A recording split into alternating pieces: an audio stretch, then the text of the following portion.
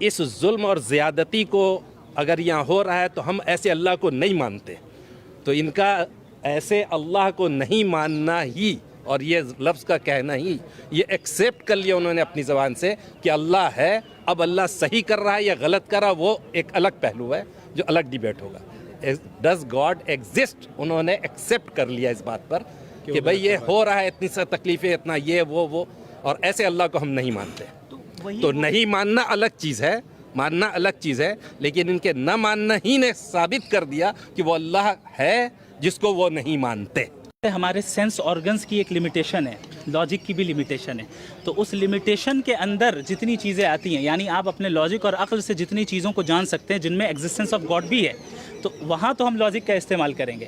لیکن جب ہم ایسی چیزوں کے متعلق ہم سے سوال کیا جائے جہاں ہم نہ اپنے سینس آرگنز کے ذریعے اسے جان سکتے ہیں نہ اپنے لاجک کے ذریعے جان سکتے ہیں، تو اب ہمیں تیسرا سورس آف نالج اختیار کرنا پڑے گا. اور وہ تیسرا سورس آف نالج گاڈ کی ریویلیشن ہے جو اپنے خاص بندوں کے اوپر وہ بھیجتا ہے. یہ اصل میں جاوید اختر صاحب ایک پرابلم میں مبتلا ہیں. اس پرابلم کا نام ہے سائنٹزم. سائنٹزم کہتے ہیں کہ آپ سائنس کو ہی واحد سورس آف نالج بتائیں. آپ بتائیے مورالٹی کو سائنس سے آپ ثابت کر سکتے ہیں؟ کبھی نہیں کر سکتے. سائنس کا مدار امپیریکل ایویڈنسز پر ہے. امپیریکل ایویڈنس سے مورالٹی ثابت نہیں ہوگی. امپیریکل ایویڈنس سے کانشیسنس ثابت نہیں ہوتی ہے. امپیریکل ایویڈنس سے لا آف کوزیلٹی ثابت نہیں ہوتا ہے. آپ کاز اینڈ ایفیکٹ کو تو دکھا سکتے ہیں لیکن ان دونوں کے درمیان جو ریلیشن ہے وہ خود میٹا فزیکل ہے. تو آپ ایسی چیز کا انکار کر رہے ہیں جو ہمارا لاجک خود بتا رہا ہے کہ میٹا فزیکل ریالٹی ایگزسٹ کرتی ہے. وہ کہہ رہے ہیں میٹا فزیکل ریالٹی مجھے نہیں پتا کیا ہوتا ہے.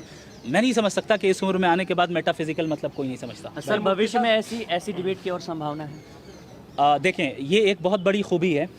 میں جاوید صاحب کو بھی اپریشیٹ کروں گا، ان کی ٹیم کو بھی، کہ ہمارے ملک کے کیسے حالات ہیں آپ جانتے ہیں. ان حالات میں پیار محبت کے ساتھ بیٹھ کر اکیڈمک انداز میں ڈسکشن کر لینا، میں سمجھتا ہوں یہ مائل سٹون ہے.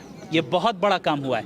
اور میں سمجھتا ہوں کہ ڈفرینٹ جو آئیڈیالوجیز ہیں سب کو لڑائی کرنے کے بجائے بھائی ایسے ہی بیٹھ کے پیار محبت سے بات کر لو نا. ساتھ میں کافی پیتے ہیں اور بات کر لیتے ہیں. آپ اپنی بات ثابت کریں، ہم اپنی بات ثابت کریں، پھر لیٹ آڈینس ڈیسائیڈ. جس کو جو سمجھ میں آئے وہ کریں. جس دن یہ ہم کرنے لگ جائیں اس ملک میں، یاد رکھیں اس ملک میں کوئی دنگا فساد نہیں ہوگا. بھائی بہت کئی بار سمجھایا، مجھے نہیں سمجھ میں آیا کہ ان کو کیوں نہیں سمجھ میں آ رہا ہے کہ ایگزامینیشن ہال میں ہم اور آپ یہاں اس دنیا میں یوں ہی نہیں آئے ہیں.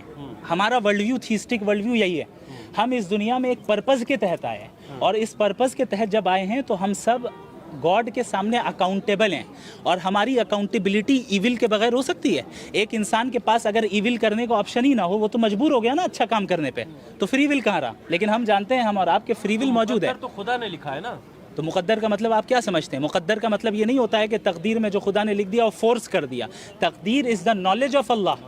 مقدر از دا نالج آف اللہ. فار ایگزامپل ایک ڈاکٹر ہے، اس نے دیکھا ایک مریض کی حالت اتنی خراب ہو گئی ہے کہ یہ 1 مہینے سے زیادہ زندہ نہیں رہ پائے گا. اس نے اپنی ڈائری میں لکھ دیا کہ بھائی یہ 1 مہینے کے اندر مرے گا، اور وہ مر گیا.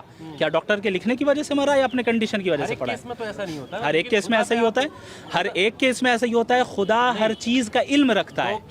ڈاکٹر میں اور گاڈ کی فرق ہے، کوئی تشبیہ نہیں ہے دونوں کے درمیان. لیکن مثال آپ کو سمجھانے کے لیے دے رہا ہوں، آپ اس کو پکڑ لے رہے ہیں لیکن آگے جو میں کہہ رہا ہوں وہ نہیں سمجھ رہے.